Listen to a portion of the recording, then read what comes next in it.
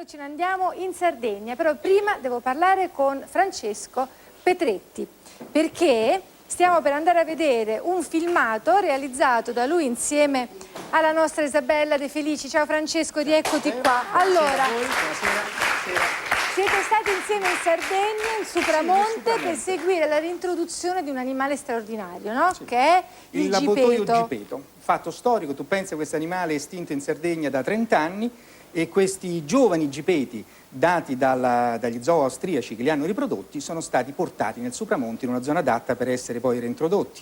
Ecco, Operazione molto bella con un grandissimo concorso di popolo, quindi è successo quest'estate. Questi 3 gipeti che hanno anche un nome perché si chiamavano Rosa e Monte, cioè la peonia, poi Sandalia che è l'isola di Sardegna e poi Balente che era il maschio, sono morti. Sono morti Francesco? purtroppo avvelenati perché hanno mangiato una carcassa di un animale avvelenato. Purtroppo noi sappiamo che questa piaga anche che si fa di questo bracconaggio nei confronti degli animali carnivori con i veleni, ne abbiamo parlato per gli orsi del Parco d'Abruzzo, per gli avvoltoi sempre dell'Abruzzo. Cioè e probabilmente anche in per Sardegna. uccidere delle volpi loro Delle hanno volpi o dei avvelenato cani delle randaggi, carcasse. e questi animali che si nutrono di animali morti sono andati lì e sono morti. Quindi una grande tristezza, un grande dolore, anche un grande disappunto per tutti i sardi che hanno organizzato per tutte le questa persone operazione. che vedremo coinvolte in questo documentario, noi ci dispiace tantissimo, però Francesco... Ecco, io voglio dire questo perché poi parlando naturalmente con tutti quanti i colleghi che se ne sono occupati, viene considerato un test, una prova, si va avanti, si procede. Quindi la prossima primavera noi speriamo di raccontare di nuovo questa impresa e speriamo di poterla raccontare anche nei suoi sviluppi. Sicuramente è stato importante anche aver fatto capire a questa cara gente della Sardegna quanto sono importanti questi Assolutamente, animali. quindi andiamo a vedere come si è svolta questa storia e poi ne riparleremo più avanti. Grazie Francesco, allora il filmato.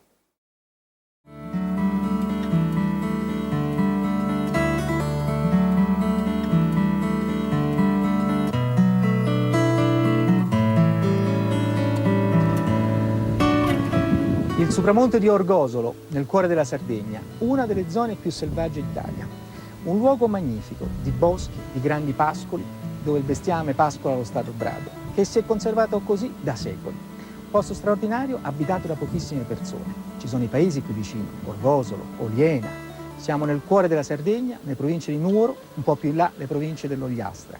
Ecco, in questa zona oggi ci saranno invece tante persone, perché sta tornando qualcuno che era assente da 40 anni. E ogni volta che qualcuno torna a casa dopo 40 anni di assenza, è una grande festa.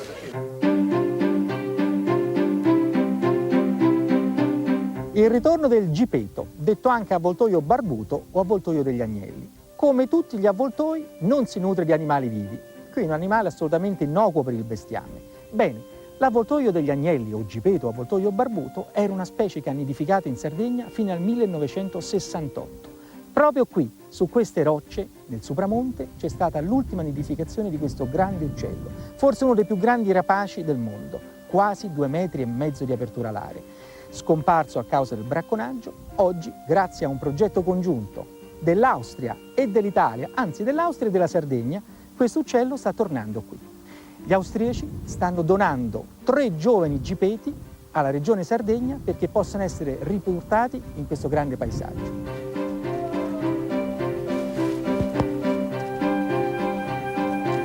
Allora, questa Rosamonte, ovviamente femmina, che arriva dallo zoo di Vienna, dove è stata allevata adesso negli ultimi 3 mesi.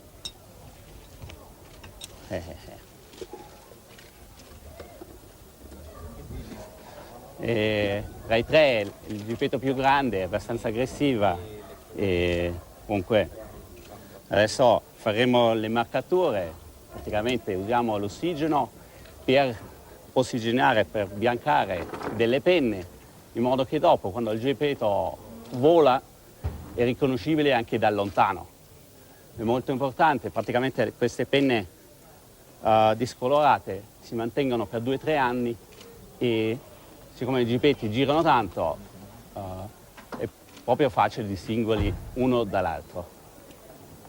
Inoltre riceveranno delle radio satellitari in modo da seguirli proprio praticamente giorno per giorno, minuto per minuto, per avere più informazioni. Inoltre i gipeti hanno 2 anelli colorati, quello a destra l'oro e colore di quest'anno, e tutti i gipetti liberati quest'anno, sia nelle Alpi che in Andalusia, hanno sempre quell'anello oro sulla destra.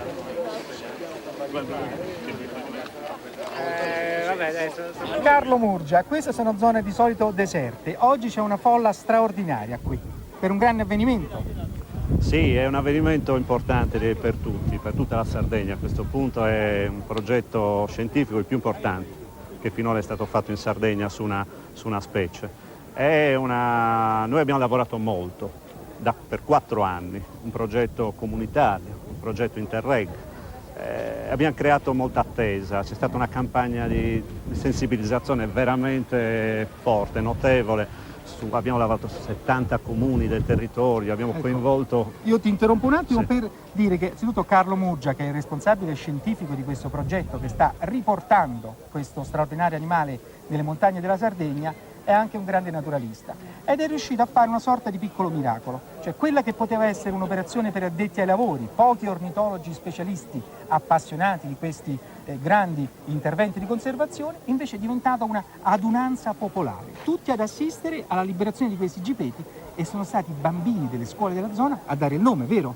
Assolutamente sì. Sì, quello che dicevi tu, Francesco, è giustissimo, perché qui siamo in aree dove sono state delle battaglie, diciamo, verso progetti di parchi molto forti. Quindi era importante partire dal basso, coinvolgere la gente, far capire di qual era il progetto, qual era l'iniziativa, un animale innocuo tra l'altro, che non preda altri animali, un avvoltoio, eccetera. I bambini hanno scelto i nomi, ecco, è vero. Di questi nomi, così almeno sentiamo anche la fantasia come si è espressa.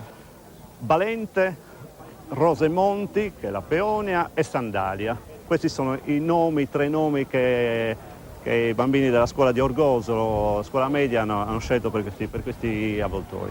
Io traduco un po' questi nomi, che sono naturalmente anche dei nomi dialettali bellissimi. Balente significa valente, quindi un personaggio forte, abile, capace di fare tante cose. Quindi speriamo che faccia anche tanti pulcini questo gipeto di nome Balente. Rosa e Monte è il fiore più bello di queste montagne, la peonia. E poi Sandalia è il sandalo, il vecchio nome della Sardegna, che in fondo ricorda un po' un sandalo.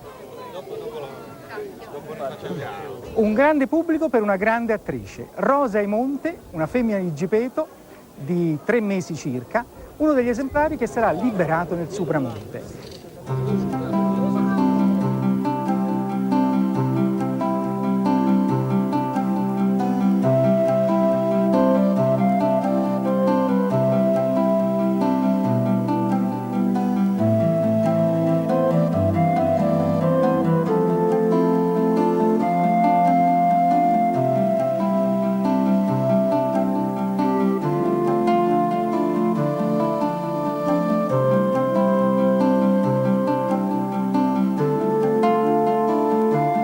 È stato un lavoro molto complicato organizzare questo progetto di reintroduzione, anche perché il gipeto è un uccello che si riproduce molto lentamente, quindi bisogna organizzare un nido artificiale, mettere dei giovani che provengono dagli zoo austriaci, dove questi animali sono allevati in cattività. Questi giovani dovranno trascorrere qualche tempo qua prima di involarsi, ma poi piano piano questa popolazione austriaca, che diventa sarda d'adozione, crescerà.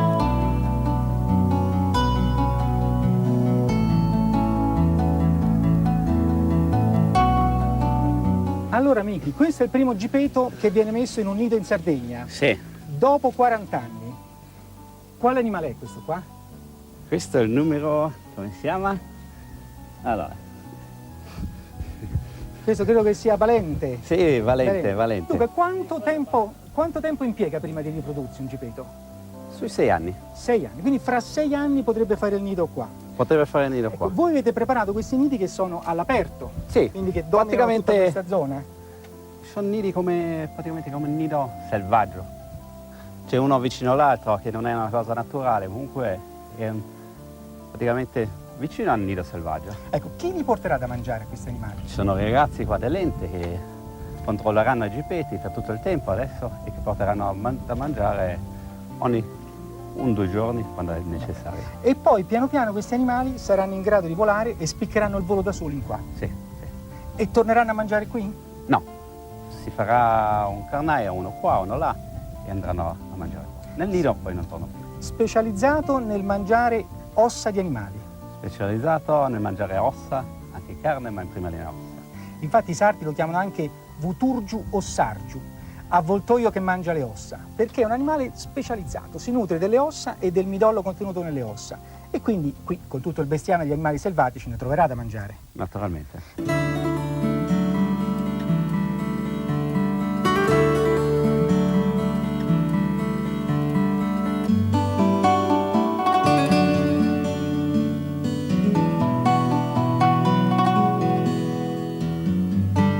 Una giornata molto particolare per il Supramonte, per questa bellissima cassaforte piena di piante e di animali, come questo meraviglioso giglio, il pancrazio illirico, che adesso sta tappezzando queste rocce e questo territorio con tutti questi suoi fiori delicati e profumati. E oggi qui c'è un altro fiore, una specie in più, il gipeto è tornato. Questo grande avvoltoio ha arricchito la biodiversità di questa zona.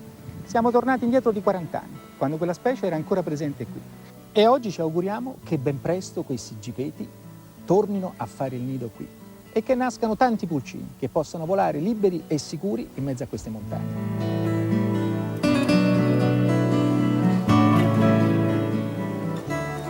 Bene, noi ce lo auguriamo davvero che il gipeto ce la faccia a ritornare a popolare quelle zone. Adesso ci occupiamo di un altro animale, questa volta è una creatura marina, il polpo, animale affascinante, di